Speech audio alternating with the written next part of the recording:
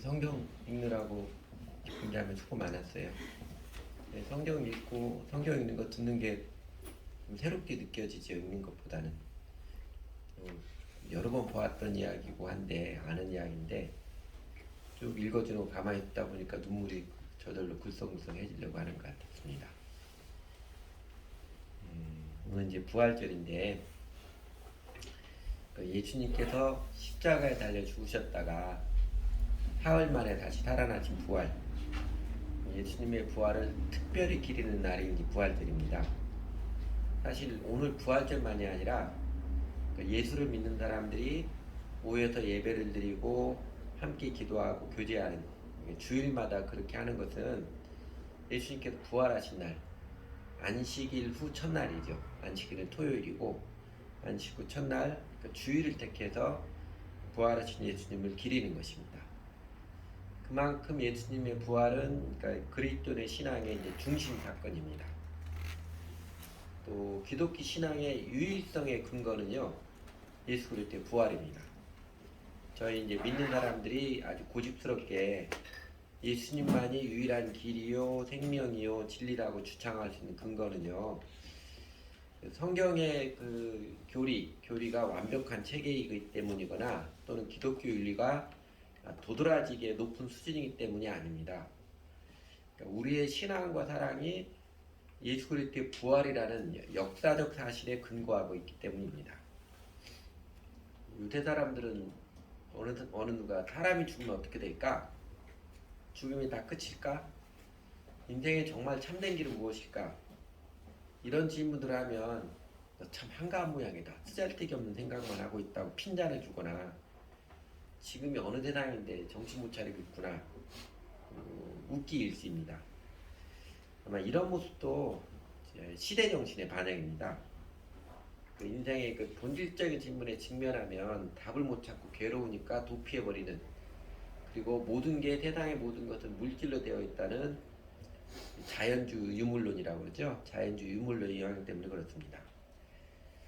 그러나 삶과 죽음, 초월과 영원, 인생의 의미와 행복, 인생 본질의 과제들을 그냥 묻어두고서는요, 돈 많이 벌어도 재밌는 오락거리 아무리 찾아다녀도요, 사람의 마음에 불안과 두려움, 막연한 공허함이 없어지지 않습니다. 그래서 인간은 종교적 존재일 수밖에 없습니다. 이 종교, 한자로 마루종자잖아요. 마루가 근본이라는 뜻이거든요. 인간은 인생의 본질, 인생의 중심의 과제를 다루는 종교를 피할 수가 없는 것입니다. 그런데요, 여러분, 세상에는 미국 가보지도 않은 사람이 미국 이야기 더 재밌게 한다고 그런 말도 하지만, 그렇게 말할 때 참 그 사람 실없는 사람이다 이런 뜻이잖아요. 죽음을 경험하지 못한 사람, 또 죽음을 이기지 못한 사람이 죽음 넘어 생명을 이야기하는 것은 뻥이거나 추측이거나 그렇다게 꾸며낸 얘기에 불과할 것입니다. 실제로 그 유명한 철학자 플라톤, 서양 철학의 거의 기둥을 했던 플라톤에게 당신은 어떻게 영혼에 대해서, 현실 세계와 초월의 세계에 대해서 어떻게 알게 되었습니까? 했을 때 플라톤이 직관입니다 그랬어요. 어떤 근거가 있느니라 자기 느낌의 직관이라고 그렇게 대답을 했습니다. 그러나 쉽게 말해서 죽음을 이기지 못한 사람, 죽어버릴 사람이 죽음 넘어 영생을 약속하고 내세를 이야기하는 것은 어불성설입니다.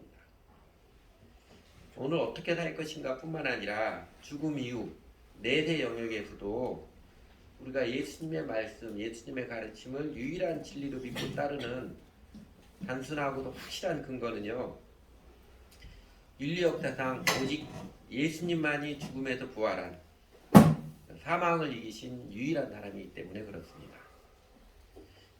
실제로 예수 그리스도의 십자가에서 처형당해 죽으신 사실을 부정하는 사람은 없습니다. 그것은 명확한 증거, 로마의 법정 문서로도 남아있기 때문에 그렇습니다. 여러분 이런 거 보셨겠지만요, 빌라도의 보고서라는 우리말로도 번역된 얇은 책이 있습니다. 이 책의 이 보고서, 여기 나온 대로 메시아 시대 법정에서 만들어진 공문서입니다. 법정 공문서예요. 현재 터키 성 소피아 사원 박물관이죠. 지금 터키 에르도안 대통령이 다시 이슬람 사원으로 바꿔버렸는데 하규 소피아 세계 유명한 건축물 중에 하나죠. 거기에 소장되어 있었는데 어디다 놨는지 모르겠습니다. 이게 50권으로 되어 있는 원고는 각 권이 2 곱하기 4피 들어있고 설교에 쓰여졌다. 이 책은 그 전문을 옮긴 것이다. 로마의 사가 발레루스 파테프레스가 그 주석을 달은 주의스럽게 달았는데 원제목은요. 예수의 체포와 신문 및 처형에 관하여 가이사에게 보낸 빌라도의 보고서 이렇게 되어 있습니다. 이 빌라도의 보고서에 보면 빌라도가 예수님을 신문한 게 성경에도 기록되어 있잖아요. 그거를 전혀 크리스천 관점이 아닌 빌라도 관점에서 기록한 문서입니다. 예수님의 십자가의 죽으심에 대해서는 사람들이 역사적 사실을 부정하는 사람이 없습니다. 그러나 예수 그리스도의 부활에 대해서는 사람들이 쉽게 받아들이지 않습니다. 인간사에서 찾아볼 수 없는, 그래서 황당하게 들리는 워낙 특이한 사건이기 때문이기도 할 것입니다. 그리고 예수의 부활을 사실로 인정한다는 것은요, 예수가 곧 하나님인 것을 인정하는 것이기 때문에 사람들은 예수 그리스도의 부활을 쉽게 받아들이지 못합니다. 그리고 어떤 사람들은 애둘러서 예수님의 부활은 사실이 아니라고 후대의 제자들이 꾸며낸 이야기나 조작된 사건 또는 헛개비를 본 것이라고 그렇게 우겨왔었습니다. 지금도 많은 사람들이 그렇게 우기고 있고요. 그러니까 부활하신 예수님을 만났던 예수님의 제자들의 증언 또 성경의 증언에 반박하여서 사람들은 이제 이런저런 논리로 부활은 신화나 꾸며낸 얘기에 불과하다 주장하였습니다. 몇 가지 예를 들면 이런 거예요. 예수는 실제로 죽은 것이 아니라 십자가에 잠시 기절했었는데 시원한 동굴 속에 들어가서 누워있으니까 깨어났다는 이거 예수 기절설이라고 합니다. 근데 창으로 허리를 깊이 찔려서 피를 많이 흘린 그 이전에 십자가에도 고문을 그렇게 많이 당했는데 이 사람이 갑자기 하루 쉬었다고 해서 일어나서 그 무덤을 막아는 돌덩이를 구르고 나왔다는 불가능한 이야기입니다. 또 제자들이 시체를 몰래 도둑질해 갔던 시체 도난설 이런 것도 있고요. 또 제자들이 무덤을 지키는 군인들에게 돈을 주고 매수했다는 군인 매수설. 예수님이 실제로 부활한 것이 아니라 제자들이 환상을 보았다는 집단 환각설. 여러 가지 반론들이 제기해왔지만 그 모든 것들을 조금만 살펴보아도 논리적으로 말도 안 되는 어거지 주장임이 드러났습니다. 대조적으로 예수님의 부활이 역사적 사실임을 증거해주는 확실한 증거 중에 하나는 이 제자들의 모습입니다. 우리나라 전 대통령 김대중 대통령이 그 내란 음모죄로 감옥에 갇혀 있을 때 그 아내에게 보낸 편지 중에 이런 문구가 있습니다. 예수님의 부활을 믿을 수 있다면 하나님의 계심, 죄의 구속, 성신, 성령님이죠. 성신의 가치 계심과 그 인도, 언제나 돌보신 하나님의 사랑, 그리고 천국 영복의 소망 등 모든 것이 믿어질 수 있다고 생각되었습니다. 예수님의 부활은 신앙의 신부이기도 하지만 역사적 사실로서도 근거가 상당히 객관적이라 생각합니다. 예수님의 순환 때 그분을 버리고 자기만 살기 위해서 도망쳤던 사도들이 그분이 그렇게도 비참하고 무력하게 돌아가신 후에 세상스럽게 목숨을 건 신앙을 가지고 온갖 고난과 죽음을 감수하면서 복음 전달에 헌신할 수 있었던 것은 부활하신 예수의 체험 없이는 불가능한 일입니다. 더구나 예수 생존치는 대면조차 없었으며 그 돌아가신 후에는 열정과 사명감을 가지고 그리스도 교도를 박해한 사도 바울의 회심과 그의 초인적이며 결사적인 포교활동 그리고 마침내 겪은 순교는 그가 체험한 부활하신 예수 없이는 설명할 길이 없다고 생각됩니다. 김대중 씨도 객관적으로 봐도 부활한 역사는 사실일 수밖에 없다 이렇게 증언하는 것처럼 제자들의 변화, 제자들의 완전한 변화, 예수님의 부활을 확실히 증거하는 결정적인 증거입니다. 그러니까 예수님 체포됐을 때 하나같이 다 도망가 버렸는데 그들이 부활하신 이를 만나고 그 이후 그들의 모습은 180도 달라졌지요. 그들에게 더 이상 무서울 게 없어졌습니다.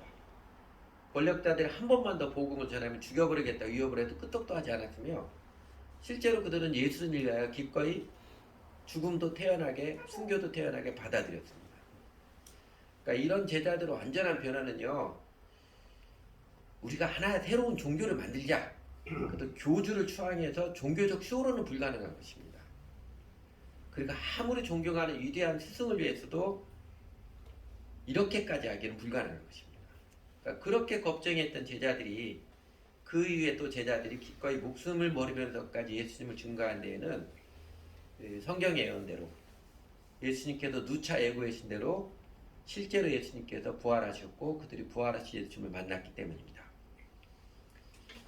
서양 속담에 그 시종의 눈에는 영웅이 없다 이런 속담이 있습니다.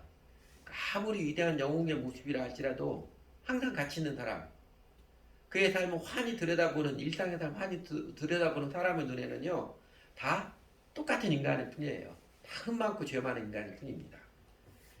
그러나 예수님은 많은 사람들에게 자신의 영웅으로 드러나려고 하지도 않았고 또 오히려 사람들이 예수님을 영웅으로 삼으려고 했지만 그 사람들을 물리치거나 피해 다니셨고 오히려 소수의 제자들을 그냥 일상의 삶 함께 다니며 살아주십니다. 당신의 삶이죠. 진솔한 모습을 그대로 보여주셨고 그렇게 가까이서 본 제자들 그 사람들이 예수님의 메시아함을 인정했고 그리고 부활하신 목도에서 세상에서 제일 행복한 사람들 세상에 어떤 것도 막을 수 없는 예수의 증인들이 된 것입니다. 사실 세상 역사에는 만들어진 승리자들이 적지 않습니다. 조작에서 만들어진 승리자들이 적지 않은데 예를 들면 콜럼버스가 아메리카 대륙을 맨 처음 발견한 유럽인이라고 알고 있지만 아니에요. 잘 추워도 네 번째로 발견한 그 이전에 유럽에서 배 타고 아메리카로 상륙한 사람이 3사람이나 기록이 확실하지고 3사람이나 더 있습니다. 그 당시에는 영웅으로 추앙받았지만 또 후대에도 영웅으로 알고 있지만 알고 보니까 사실은 별 볼일 없는 사람들이거나 과대망상증 환자였던 대표적인 사람들이 이런 사람들입니다. 마르크스, 니체, 토마스만, 바그너 이런 사람들이에요. 우리가 실제보다 훨씬 과대포장된 사람들입니다. 그러나 예수님은 당신을 포장도 하지 않으셨고 포장할 필요도 없으셨습니다. 그러니까 부활로 입힌된 영생은요. 아무리 사람들이 매도하고 말하고 해도 부활은 역사적 사실이니라 또 부활로 말하면 영생이 실제이기 때문에 시간이 흘러가면서 자연스럽게 그 능력이 드러나고 그 영향이 생명의 영향이 미쳐졌습니다. 사회운동이라고 보면 또는 정치운동이라고 봐도 예수님의 운동은 당시에는 사실 매우 미미했지요. 남한의 반전 정도밖에 안 되는 유대 땅을 벗어나지도 않았고 또 온전한 추종자들은 12명에 불과한 많이 잡아야 70명, 120명에 불과한 매우 미미했습니다. 그러나 예수님의 부활의 역사적 사실이기에 예수님의 십자가 부활 사건 이후 지금까지 예수님의 하나님 나라 운동, 예수님의 교회는 인류 역사에 점점 더 크게 아무리 세상의 권리가 막으려고 해도 막을 수가 없는 제일 깊고 큰 영향을 미쳐온 것입니다. 예수님의 부활은 역사적 사실입니다. 예수님의 부활의 역사적 사실이라는 것은요. 예수님의 가르침과 약속 이게 진리이고 생명임을 확실하게 증거해 주는 것입니다. 대표적으로 이런 거죠. 나는 부활이고 생명이니 나를 믿는 자는 죽어도 살겠고 무릇 살아서 나를 믿는 자는 영원히 죽지 아니하리니 이것을 내가 믿느냐. 이 말씀 쉽게 하면 이런 것입니다. 나는 부활이 했을 때는 나를 믿는 자는 죽어도 살겠고 육신을 말하는 거고요. 예수를 믿는 자들에게 우리 지금 육신은 흙으로 돌아가지만 예수님께 다시 오신 날 새로운 육신을 받잖아요. 새로운 육신을 부활합니다. 그 다음에 생명이 됐을 때는 나를 믿는 자는 살아서 나를 믿는 자는 영원히 죽지 아니하니라. 이건 영생입니다. 오늘을 살아가면서 영생을 누리며 살아가는 우리 영혼이 영생을 누리며 살아가면 약속해 준 것입니다. 또 예수님의 이 약속이죠. 내가 진실로 너에게 이르노니 내 말을 듣고 또 나 보내신 이를 믿는 자는 영생을 얻었고 심판에 이르지 아니하나니 사망에서 생명으로 옮겼느니라. 어떻게 보면 이 황당한 말씀이요. 삶과 죽을 초월한 이 말씀이 분명한 진리이고 진실임을 예수님의 역사적인 사실, 부활이 확실하게 밑받침해 주는 것입니다. 예수님의 부활은 이 영생의 약속들이 진리임을, 실제임을 확실하게 증거해 줍니다. 당연히 부활하신 주 예수 믿는 자마다 나의 모든 죄가 하나님으로 용서받은 기쁨과 감격을 심판에서 면제되고 하나님의 낙원을 약속받은 구원의 감격을, 그리고 하나님이 함께 하셔서 내려주신 영생, 오늘을 살아가면서 하나님의 생명, 사랑의 행복과 능력을 신나게 누리며 살아가는 것입니다. 그리고 더 놀라우거든요. 예수님을 죽음에서 다시 살아진 부활의 그 능력이 단 한 번에 그치는 것이 아니라는 것입니다. 죽음을 이기는 부활의 능력도 반복됩니다. 고린도전서 15장 20절이지요. 그러나 이제 그리스도는 죽은 사람들 가운데서 다시 살아나셔서 잠든 사람들의 첫 열매가 되셨습니다. 잠든 사람이 첫 열매가 됐다는 거예요. 그 다음 열매들이 일어난다는 것이지요. 그러니까 예수님의 부활을 통해서 맨 처음 죽음의 권세를 깨뜨리고 하나님의 생명의 길이 활짝 열려졌고, 그 다음에 그 이후로 예수 그리스도를 주님으로 믿고 따르는 그 사람들에게도 하나님 생명, 영생이 누려지는, 반복해서 성취되고, 그리고 예수님 다시 오신 날에 온전하게 완성됩니다. 그래서 저희가 부활절을 제일 소중히 여기고, 그래서 주일마다 예수님의 부활하신 날 주일마다 모여서 예배를 드리고 주님의 사랑을 증거하고 사랑의 삶을 나누는 것입니다. 그리고 예수님의 십자가의 체험과 사흘 만의 부활, 이야기 구성으로 보면 인류 역사상 제일 드라마틱하게 나타난 절정과 반전의 이야기입니다. 인간이 하나님이신 예수를 처형시킨 십자가는요, 인간이 하나님을 거부하고 대적하는 오만, 그 죄의 절정이지요. 또 그렇게 죽은 예수를 성경의 예언대로 사흘 만에 다시 살리신 하나님의 개입은요, 죄와 죽음을 이기신 하나님의 사랑과 생명의 극적인 반전입니다. 이 십자가의 절정과 부활의 반전, 이 스토리는요, 사실 이미 구약 성경에서 여러 차례 흐릿하지만 여러 모습으로 예고되어 있었습니다. 여러분, 구약 성경의 대표적인 인물들의 다윗도 보면 인생 반전이 있지요. 모세도 인생 반전이 있지요. 엘리야도 인생 반전이 있습니다. 그들의 생애사에게는 절정과 반전의 극적인 드라마가 연출되어 있습니다. 저희가 오늘 살펴보는 본문, 부활절인데 공교롭게 저희가 창세기 쭉 강의하는데 딱 맞는 본문이 됐어요. 창세기 44장, 45장, 요셉과 그의 형들이 극적으로 제외하는 장면은 또 보면 절정과 반전 드라마이시죠. 오늘 이야기 이런 흐름이잖아요. 창세기 40장쯤은 요셉이 집 관리인에게 명령하였다 하면서 다 읽지 않을게요. 요셉이 이제 작업에 들어가지요. 작전을 지시를 합니다. 이렇게 하라. 그 베냐민 자루에다가 내 은자를 집어넣어라. 작전에 들어갑니다. 그래서 그 다음에 46장에 보면 관리인이 요셉이 시킨 대로 그렇게 해가지고 따라잡는데 형들이 큰소리 치죠. 우리는 절대로 그런 일 안 했거든요. 자기들은 절대로 그런 일 안 했으니까.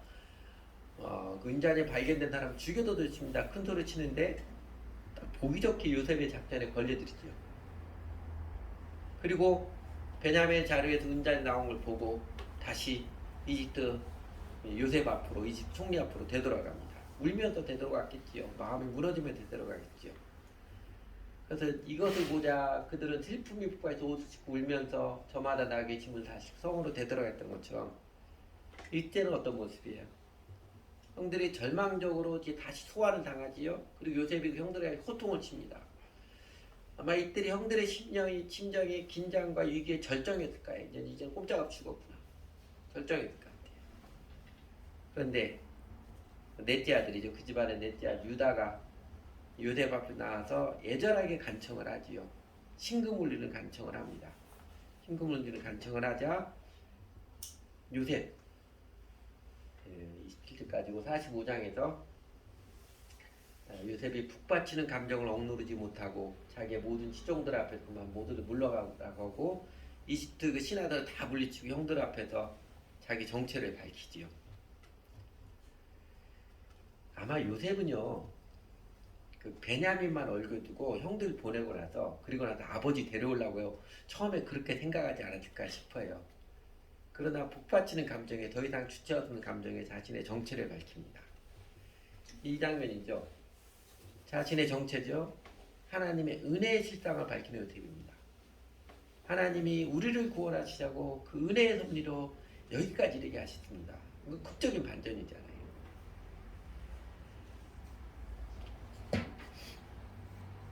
그러니까 형들과 요셉의 관계, 먹을 것 구하러 이집트에 온 형들과 이집트 총리가 된 요셉과의 만남, 우리 지난주 그전주 모두 봤지만 긴장감이 점점점 고조되다가 베냐민의 자루에서 요셉의 은잔이 발견되고 다시 이집트 요셉 앞으로 강제 소환당할 때 형들의 마음에 긴장을 넘어서 이제는 우리 꼼짝없이 죽었구나, 아주 절망감이 절정을 달했을 것입니다. 그리고 야곱의 넷째 아들 유다의 에제르노토 간청에 마음에 감동을 먹은 요셉이 더 이상 자신의 마음을 주체하여서 정체를 밝히는 게 이제 극적인 반전이지요. 요셉이 통곡을 하며 자신이 요셉임을, 하나님께서 은혜의 섭리로 우리 가족을 구원하시려고 자신을 여기까지 이끌어왔음을 밝힐 때 형들은 처음에는 어리둥절했지만 형들의 절망과 죽음의 공포가 극적으로 놀람과 감격, 형언할 수 없는 기쁨으로 바뀌어서 물밀듯이 밀려왔을 것입니다. 여러분, 우리가 성경을 읽으면서 다른 성경 부분은 지루한데 이 창세기 요셉 이야기, 또 다윗이 그 사울에게 쫓겨다니다가 결국 왕이 된 이야기, 이런 이야기 보고 또 봐도 지루하지 않고 볼 때마다 재미있지 않습니까? 그 긴장의 절정과 극적 반전의 이야기는요, 사람의 마음이 제일 듣고 싶어하고 보고 싶은, 경험하고 싶은 스토리입니다. 지난주에 우리나라 그 세계 쇼트트랙 선수권 대회에서 여러분 대부분 그 영상을 한번 보셨죠? 보시지 않을까 싶은데, 여자 3000m 그 단체 3000m 단체 계주 때 모두가 트랙 27바퀴 도는 경주인데 우리나라가 계속 3위로 달리다가 마지막 막판에 마지막 주자 그 최민정 선수가 반바퀴 날고 아주 극적으로 추월해서 금메달 땄습니다. 아나운서가 막 목이 메더라고요. 난리가 나 뒤집어지더라고요. 아마 그거 보았던 우리 국민들도 뒤집어졌을 거예요. 제가 보니까 뉴스에 일주일 내내 나오더라고요. 이렇게 편집해서 영상도 또 나오고 그러더라고요. 여러분, 스포츠에서 역전승이 제일 짜릿하게 느껴지는 것, 사람의 영혼에 반전 드라마를 보고 싶은, 경험하고 싶은 갈망이 문신처럼 새겨져 있기 때문에 그렇습니다. 그리고 사실은요, 영화나 소설이나 드라마나 긴장, 절정, 반전이 없는 게 없습니다. 이런 게 없으면 재미가 없어요. 이런 거 없으면 사람들이 안 봅니다. 반전 요소 없는 사람들이 안 봐요. 심지어 설교에서도 반전이 있어야 된다고 그렇게 가르쳐요. 그래야 사람들이 안 준다고 그럽니다. 여러분, 우리나라 고전 3대 고전이 춘향전, 흥부전, 심청전이잖아요. 거기다 이제 장화, 홍련전 뭐 이런 것까지 포함하면 보면 다 어때요? 위기의 절정과 극적 반전 스토리로 구성되어 있잖아요. 서양도 마찬가지예요. 신데렐라 이야기, 백설공주 이야기, 아더왕 이야기, 애니메이션 나는 미녀와 야수, 라이언킹. 가만히 보면 동사의 모든 드라마, 인생 스토리를 다룬 작품에는 모두 다 절정과 반전의 이야기로 구성되어 있습니다. 사람들은 그 이야기 많이 알면서 또 보고 또 보고 합니다. 왜 그러겠어요? 하나님의 영광을 상실한 인간의 영혼에는 뭔지 모르겠지만 아주 깊은 갈망이 새겨져 있지요. 하나님의 영광이 나타나는 모습을 보고 싶기 때문이고, 그리고 또한 자신의 인생에서도 극적 반전의 은혜를 입고 싶은 갈망이 지워지지 않은 흔적으로 새겨져 있기 때문에 그렇습니다. 그래서 참 이게 참 제가 보기엔 참 유치한 노래임에도 불구하고 한동안에 저희 나라에 이런 노래 있잖아요. 쨍하고 해뜰 날 돌아온단다. 그 노래 참 가사도 유치하다는데 이 노래가 공전의 히트를 친 것이고, 그리고 여전히 로또를 사는 사람이 많은 이유이기도 합니다. 로또 당첨 인생 반전이 이루지 않겠습니까? 인간의 실존을 심리를 적나라하게 드러낸 아주 유명한 희곡이 하나 있습니다. 여러분도 그 제목은 한 번쯤 다 들어봤을 거예요. 아일랜드 사람 사무엘 베케트가 1952년에 첫 무대에 올렸던 고도를 기다리며. 들어보셨죠? 고도를 기다리며. 웨이팅 파더 고도. 전 세계에서 이 작품을 연극으로 올리지 않은 나라가 없을 만큼 모든 사람의 마음에 인생의 우울한 실존을 느끼게 했음에도 불구하고 절실하게 공감을 일으킨 명작 중의 명작입니다.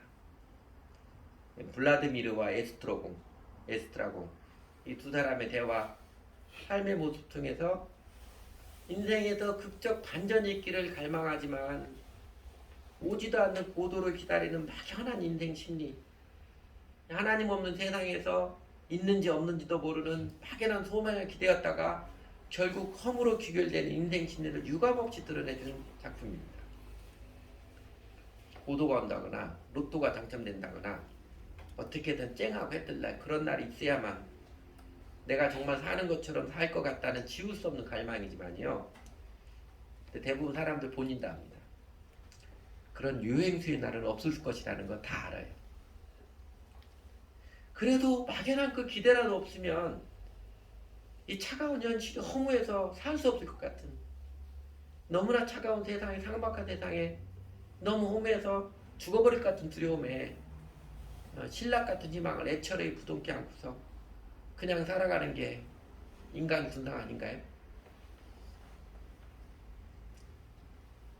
영국의 극작가이자 그 소설가인 조지 버나드 쇼라는 사람이 있죠. 1924년에 노벨 문학상을 받은 조지 버나드 쇼 묘비명, 이렇게 되어 있습니다. 이런 문구가 쓰여 있습니다. 그 유언이라 알려진 문구 있죠. 우물쭈물 하다가 내 이럴 줄 알았다. 그 절정의 이유가 있을지라도 극적 반전이 있기를 바라는 갈망을 지울 수 없는데 뭘 어떻게 해야 될지도 모르겠고, 여러분 윷놀이 연습 많이 한다고 뭐가 계속 나오는 거 아니잖아요. 마치 그런 것처럼 뭘 어떻게 한다 해도 될 수 없다는 걸 알아요.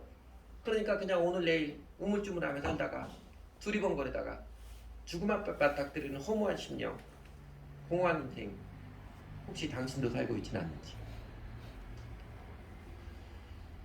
춘향전, 흥부전, 신데렐라, 백설공주, 동서양 모든 고전과 또 오늘 저희들이 보는 성경의 본문 요셉과 그 형들의 이야기, 그 모두에게 위기의 절정과 극적 반전의 그 프레임으로 구성되어 있는데, 조금 더 자세히 보면 인간과 하나님 사이를 갈라놓기도 하고 화해시키기도 하는 공통적인 요소들이 있습니다. 그 첫째는 죄의 실존입니다. 여러분 요셉과 형들의 절정과 극적 반전 스타일의 시작이 어디예요? 형들이 요셉 꼴 보기 싫다고 아버지 몰래 그 요셉을 노예로 팔아버린 그 끔찍한 범죄에서부터 시작했지요. 그렇게 승질대로 살면, 죄를 지으면 속이 후련할 줄 알았는데 아닌걸. 형들의 마음은 죄책감이 문신처럼 새겨져 있어서 이제 조금만 자신들의 삶을 돌발 상황이 일어나면 민감하게 죄책감이 자기 마음을 옥죄옵니다. 근데 성경 읽는 독자들마다 여러분 이 형들의 모습에서 우리 자신을 느끼지 않나요? 조금만 나와달라도 쉽게 다른 사람 미워버린 내 모습, 다른 사람이 내 마음대로 안 한다고 그냥 죽이고 싶은 내 마음의 이 위험한 꼬라지를 형들의 모습에서 보이지 않나요?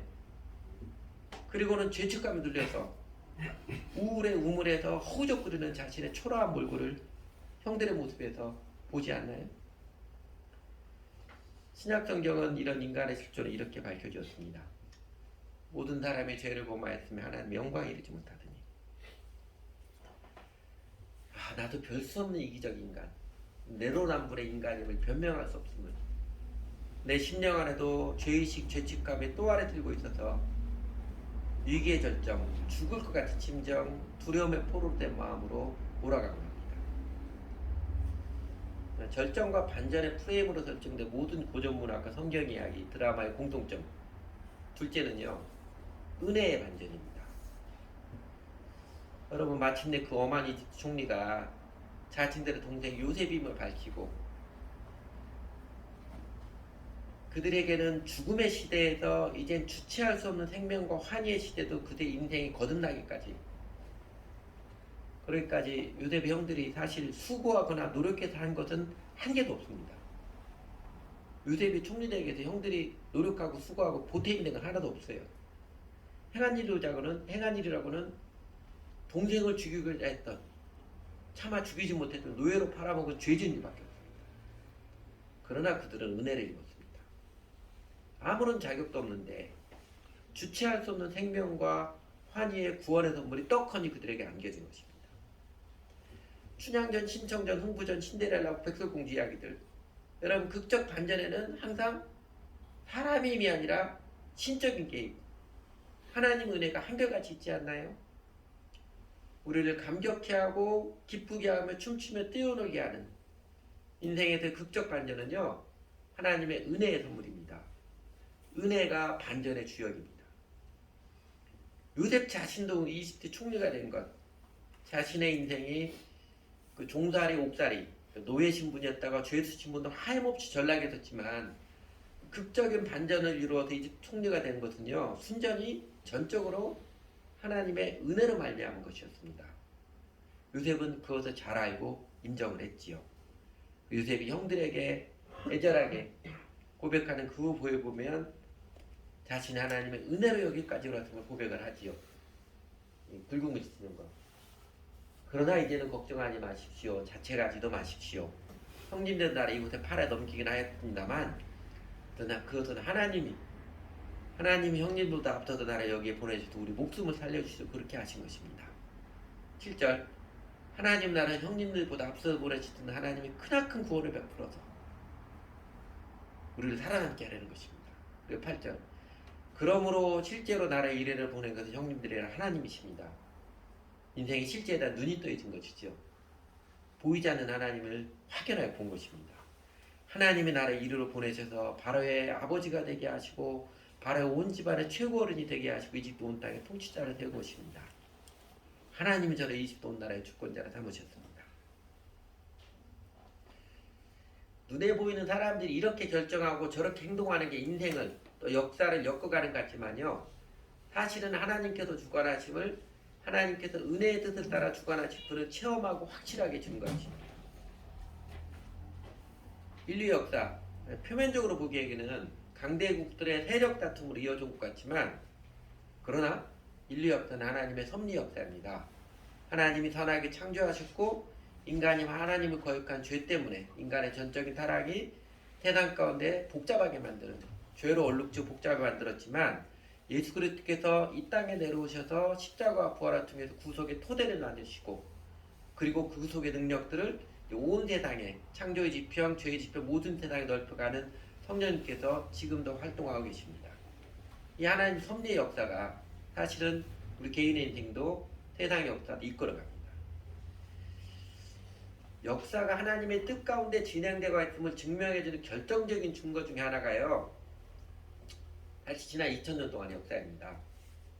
예수 그리스도가 하나님 나라는 예언을 했고 예언이 지난 2000년 동안 꾸준하게 실현되었던 그 역사입니다. 앞에서 잠깐 말씀드렸는데 예수님께서 당신이 일으킨 하나님 나라 운동을 말씀하실 때 뭐라고 하셨어요? 겨자치 하나이 큰 나무가 되는 것 같다고 예고하셨죠. 겨자치 많이 보셨겠지만 깨만 합니다. 우리나라가 깨보다 좀 작아요. 깨보다 약간 통통한데 크기는 작습니다. 깨만 한데 그 겨자치 하나가 큰 나무가 될 것이라고 그렇게 예고를 하셨습니다. 여러분 실제로 예수의 하나님 나라 운동은요. 핵심 당원은 12명 많이 잡아야 120명밖에 되지 않았습니다. 그 유대 땅 기껏해야 남한의 절반밖에 안 되는 지역 예수는 한 번도 벗어나지도 않았습니다.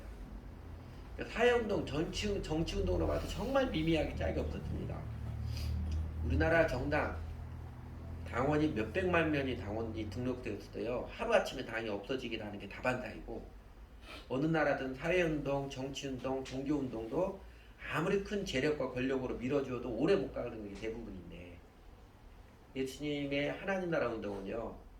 예수님의 연처럼 매우 작게 시작했지만 역사가 흘러가면 흘러갈수록 세상 걸리고 온갖 박해와 환란에도 불구하고 숱한 위기의 결정과 반전의 역사를 반복하면서 면면이 자라왔습니다.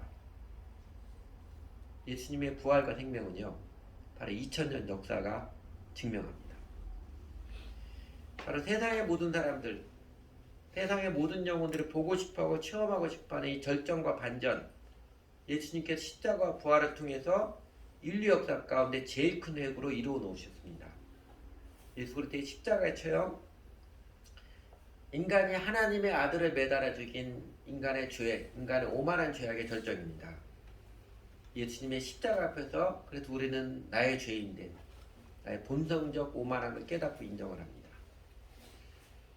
또한 예수님께서 모든 인간의 죄의 형벌을 대신 받으시는 그 사랑의 마음으로 십자가를 지시면요, 인간의 죄에 대한 하나님의 심판의 결정입니다. 인간의 죄에 대한 심판을 하나님께서 십자가 예수님 앞에 다 쏟으셨습니다.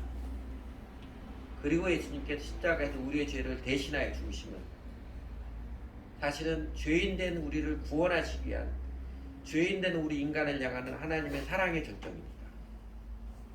그리고 거기가 끝이 아닙니다. 부활은 은혜의 반전, 죄와 죽음을 이긴 생명과 사랑의 극적인 반전입니다. 예수님의 부활에서 사람이 한 일은 없습니다.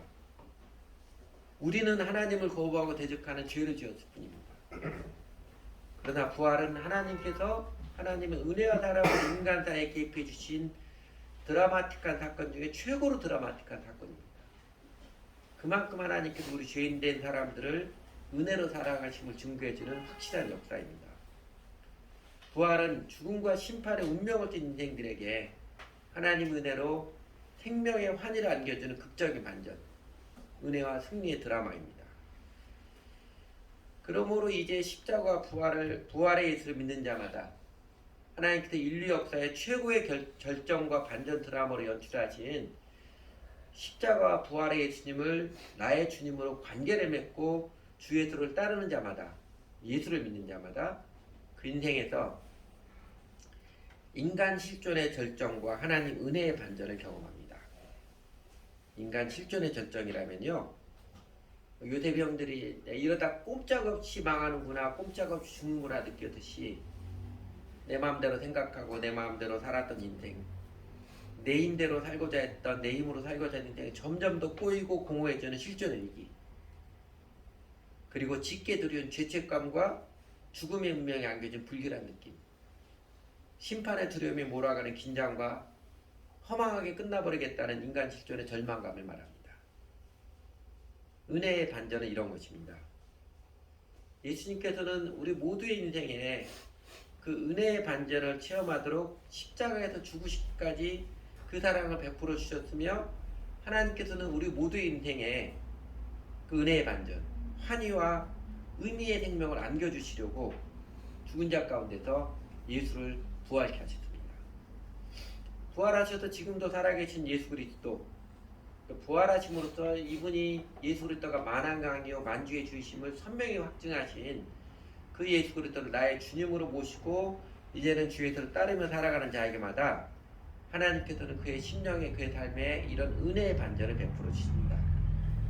제일 먼저는 죄가 용서받은 기쁨이지요. 10년 묵은 체증이 사라지듯이 내 영혼 바탕에 깔려서 아주 민감하게 염려와 두려움이 튀어나오게 했던 죄책감으로부터 해방을 안겨주십니다. 그러니까 우리가 로마 3장 23절 인간 실존의 말씀 보았는데, 이 말씀 다음 로마 3장 24절 이렇게 가르칩니다. 모든 사람이 죄를 범하였으며 하나님의 영광에 이르지 못하더니 그리스도 예수 안에 있는 속량, 리뎀션, 구속이죠. 대속으로 말미암아 하나님의 은혜로 값없이 의롭다 하심 얻은 자 되었느니라. 우리가 행한 것 아무것도 없음에도 불구하고 예수를 주님으로 믿는 자마다 이제 하나님께서 그 심령의 죄가 다 용서해 주시고 너는 이제 깨끗하게 되었다 선언해 주시는 그 감격을 누립니다. 여러분 그러잖아요. 주변 사람들이 아무리 괜찮다고 말해도 어설프는 내 양심에도 죄책감 안 떨쳐지잖아요.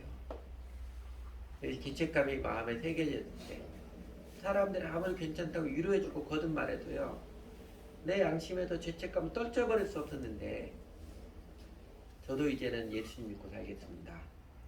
고백하며 예수님을 믿기로 결단했을 때 제일 먼저 하나님께서 극적으로 우리 심령에 개입해서 행해주신 은혜의 반전이 뭐예요? 양심의 자유, 죄가 용서받은 기쁨이잖아요. 죄책감에서 해방된 감격이잖아요. 내 부끄러운 과거, 생각하기도 싫은 바보 같은 행동들, 기억하고 싶지 않은 상처와 아픔들, 그 모두에서 자유케 하시는 은혜의 손길을 하나님께서 내려주시잖아요. 둘째, 십자가 부활로 내려주신 은혜의 반전, 이제는 이런 것이지요. 죽음 넘어 심판과 형벌이 아니라 이제는 하나님의 낙원에 이르게 하는 구원을 안겨주시는 그 운명의 반전을 베풀어 주십니다. 이게 인간의 운명이죠. 한 번 죽는 것은 사람에게 정해진 것이고 심판이 있으리니, 원래 원어에 보면 한 번 죽는 것은 사람의 운명이요 이런 것입니다. 그의 심판도 운명입니다. 이런 뜻입니다. 엄전하는 인간 운명이 실체인데, 그러나 주 예수를 믿으라 그리하면 너와 내 집이 구원을 받으리라. 확실한 구원을, 그 은혜의 반전을 내려주십니다. 그리고 세 번째로 이런 거죠. 십자가 부활로 내려주시는 은혜의 반전. 아까 보았던 말처럼 무릇 살아서 나를 믿는 자는 영원히 죽지 아니하리라. 오늘을 살아가면서 하나님께서 영생을 안겨주십니다. 영생, 죽어서 하나님의 낙원에 이르는 그것뿐만 아니라요, 오늘을 살면서 어느 환경 어느 때에도 기쁘게 낙심하거나 지치지 않고 떳떳하게 살아가며 정의롭게, 그래도 행복하게 신나게 살아가는 생명의 능력, 어떤 환경에서 달아 없어지거나 떨어지지 않는 생명력을 말합니다. 여러분, 소유가 우리 심령의 행복을, 생명을 보장해 주는 거 아니잖아요. 돈이 많다고 권력이 있다고 우리 죽을 맛으로 살아가는 게 없어지는 게 아니잖아요. 한동안은 돈이 주는 쾌락, 권력이 주는 짜릿함, 이런 거 있겠지요. 그러나 그 소유가 우리 심령에서 행복을, 생명의 보장을 주는 것이 아닙니다. 하나님의 은혜를 입은 심령이 행복, 어느 환경에서도 신나게 사랑으로 정의롭게 살아가는 하나님의 선물, 영생을 드립니다. 그러므로 예수님께서 부활하셔서 지금도 살아계시니 이제는 더 이상 오지도 않을 고도를 기다리듯이 막연한 허상에 기대어 살 필요가 없습니다. 주 예수를 믿음으로 하나님께서 내 심령에도 은혜의 반전, 구원과 영생을 안겨주심을 받고 누리시기를 바랍니다. 예수님께서 부활하셔서 지금도 살아계시니까 이제는 더 이상 우물쭈물하다가 낭패를 겪는 인생길을 벗어나십시오. 주 예수를 믿고 따름으로써 오늘의 삶에서도 독수리와 날개치며 올라간 같게 하시는 은혜의 생명, 하나님의 영생의 능력을 누리며 사시기를 바랍니다. 같이 기도하죠.